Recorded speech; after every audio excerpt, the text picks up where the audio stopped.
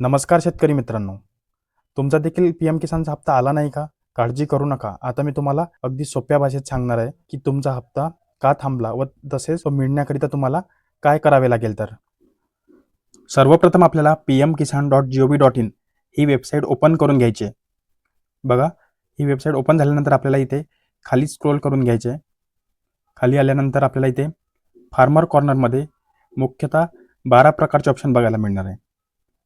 त्यामध्ये सर्वात प्रथम इथे आपल्याला बघा, आपल्याला KYC करायची असेल त्याकरिता KYCचे देखील ऑप्शन बघायला मिळणार आहे. KYC म्हणून न्यू फार्मर रजिस्ट्रेशन देखील इथे बघायला मिळणार आहे.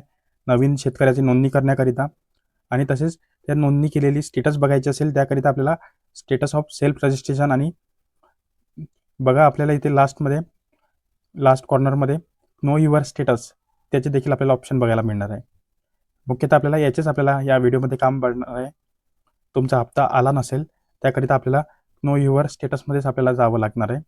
तसेच आता इथे काही नवीन ऑप्शन देखील आलेले आहेत. त्यामध्ये अपडेट युअर मोबाईल नंबर, तसेच online refund, voluntary cylinder of PM Kisan benefits, म्हणजे आपल्याला हा लाभ घेण्यापासून टाळायचे असेल त्याकरिता आपल्याला इथे ऑप्शन दिलेले आहे. तसेच बेनिफिशरी लिस्ट, आपल्याला आपल्या गावाची यादी बघायची असेल त्याकरिता बेनिफिशरी लिस्ट आणि अदर हे 4 ऑप्शन देखील खाली आलेले आहे.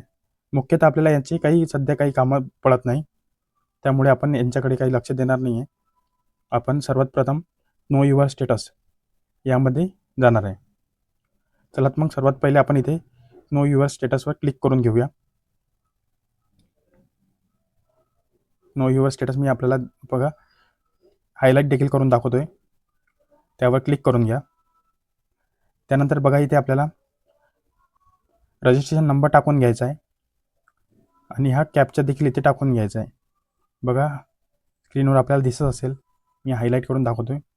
आपल्याकडे रजिस्ट्रेशन नंबर नसेल तर आपल्याला नो युअर रजिस्ट्रेशन नंबर यावर देखील क्लिक करून घ्यायचे आहे, जेणेकरून आपल्याला आपला रजिस्ट्रेशन नंबर मिळून जाणार.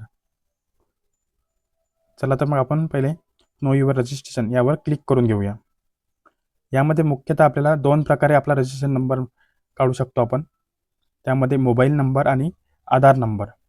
त्यापैकी आपल्याला इथं मोबाईल नंबर टाकून घ्यायचा आहे, कॅप्चा टाकून घ्यायचा आहे आणि गेट मोबाईल OTP यावर क्लिक करून घ्यायचे आहे.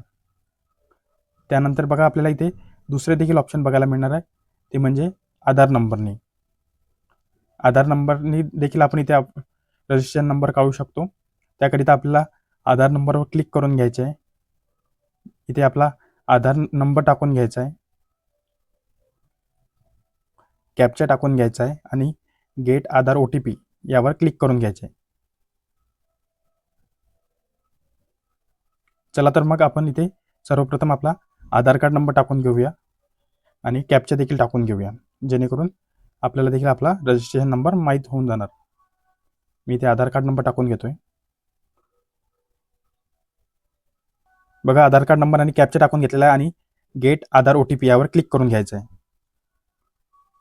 इथे बघा सांगण्यात आलेलं आहे, आपल्याला मेसेज देखील शो होत आहे, OTP has been sent at your Aadhaar register mobile number.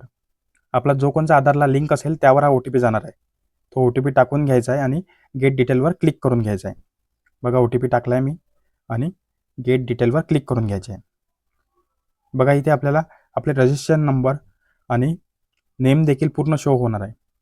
पूर्ण पद्धतशीर चेक करून घ्या आणि इथनं बघा मी तुम्हाला शो करून दाखवत आहे. हा नंबर आपल्याला कॉपी करून घ्यायचा आहे, रजिस्ट्रेशन नंबर कॉपी करून घ्यायचा आहे आणि तो आपल्याला पुन्हा त्या वेबसाईटवर येऊन जायचं आहे. बघा ही वेबसाईट सध्या नो युअर रजिस्ट्रेशन नंबरची आहे. आपल्याला नो युअर स्टेटसवर येऊन जायचे आहे. बघा ह्या वेबसाईटवर मी टाकून घेतोय माझा रजिस्ट्रेशन नंबर, कॅप्चा टाकून आता गेट OTP यावर आपल्याला क्लिक करून घ्यायचे आहे. बघा OTP येणार आहे. इथे लक्षात घ्या, जो नंबर आपण KYCच्या वेळेस दिलेला आहे त्यावर हा OTP येणार आहे. तो OTP पद्धतशीर टाकून घ्या.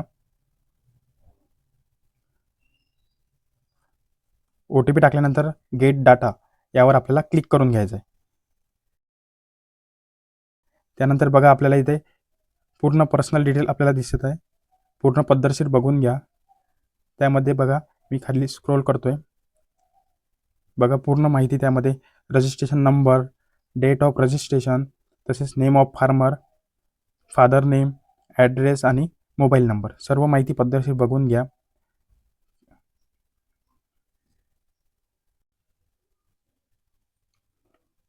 यामध्ये आपले पैसे खात्यात न येण्यामागे मुख्यतः 3 कारणे असू शकतात.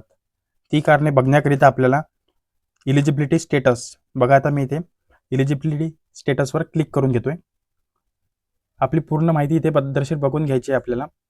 त्यामध्ये लँड सीडिंग, KYC स्टेटस, आधार बँक सीडिंग स्टेटस, तसेच KYC कंप्लीट डेट, ही सर्व माहिती इथे बघायला मिळणार आहे. त्यामध्ये बघा, माझ्या सर्व याच्यात यस ऑप्शन शो होत आहे. तुमच्यात इथे नो देखील दिसू शकते. त्यामुळेच आपले पैसे इथे जमा नाही होत आहे. ही सर्व माहिती पद्धतशीर बघून घ्या, जेणेकरून आपल्याच्यात काही त्रुटी असेल ते देखील आपल्याला इथे कळून जाणार. तसेच आपण इथे बघा, बँक सीडिंग आपले केलेले असले तरी देखील आपल्याला इथं अपडेट व्हायला 15 दिवस लागते. तो डिस्क्लेमर देखील इथे दाखवतोय आपल्याला. शेवट बघून घ्या, लास्टमध्ये ही माहिती सर्व पद्धतशीर बघून घ्या. तसेच बघा, इथे आपल्याला लेटेस्ट इन्स्टॉलमेंट डिटेल सर्व बघायला मिळणार आहे आपल्याला. त्यामध्ये आपले FTO जनरेट माझ्यात बघा इथे यस शो होत आहे. तसेच रिझन ऑफ फेल्युअर ट्रान्झॅक्शन, तुमच्यात जर फेल झाले असेल तर इथं रिझन देखील बघायला मिळणार. तसेच स्टेटस, पेमेंट मोड जे आपल्याच्यात आधार राहणार आहे, आणि अकाउंट क्रेडिट त्याची देखील डिटेल बघायला मिळणार आहे, आणि बँक नेम, UTR नंबर आणि क्रेडिट ऑन म्हणजे त्याची तारीख देखील बघायला मिळणार आहे. ही माहिती सर्व आपल्याला देखील बघायला मिळणार आहे. सर्व पद्धतशीर बघून घ्या. तुमच्यात जर तुमचं पेमेंट आलेलं नसेल तर इथे रिझन ऑफ फेल ट्रान्झॅक्शन बघायला मिळणार. ते पद्धतशीर बघून घ्या. तसेच आपल्याला मागील काही देखील ट्रान्झॅक्शन बघायचे असेल ते देखील आपल्याला इथं बघू शकता. सध्या बघा इथे 2 ऑप्शन म्हणजेच 2 नंबरची जे किस्त आहे ते बघायला मिळणार आहे. मी इथे क्लिक करून आपण कोणती देखील पहिली, दुसरी, तिसरी जेवढ्या तुम्हाला आलेल्या आहेत त्या सर्व आपण इथे बघू शकता. त्यापैकी कोणची देखील आपली FTO फेल झालेला असेल तर तो आपल्याला इथे दिसून जाणार. सर्व पद्धतशीर बघा. तसेच बघा, यामध्ये लक्षात घ्या, लँड सीडिंग, KYC स्टेटस, तसेच आधार बँक सीडिंग स्टेटस यापैकी कोणत्याही डिटेलमध्ये आपल्याला क्रॉस शो करत असेल, म्हणजेच लाल रंगात क्रॉस दिसत असेल, तर आपल्याला लँड सीडिंगकरिता आपल्या तलाठी ऑफिसमध्ये आपले आधार कार्ड, 8 तसेच फेरफार हे सर्व डॉक्युमेंट घेऊन आपले लँड सीडिंग व्हेरीफाय करून घ्यायचे आहे. तसेच KYC करिता आपल्या जवळील सेतू सेवा केंद्रामध्ये जाऊन आपली KYC देखील कंप्लीट करून घ्यायची आहे. व आपले आधार बँक सीडिंग स्टेटस लाल रंगात क्रॉस दिसत असेल तर आपल्याला DBT लिंक करून घ्यायची आहे.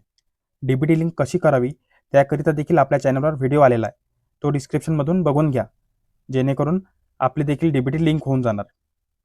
तसेच या व्हिडिओमध्ये काही समजले नसेल किंवा कोणता प्रश्न असेल तर नक्की कमेंट करा. व्हिडिओ आवडला असेल तर लाईक करा. तसेच असे अनेक महत्त्वाचे व्हिडिओ बघण्याकरिता चॅनलला सबस्क्राईब करून घ्या. धन्यवाद.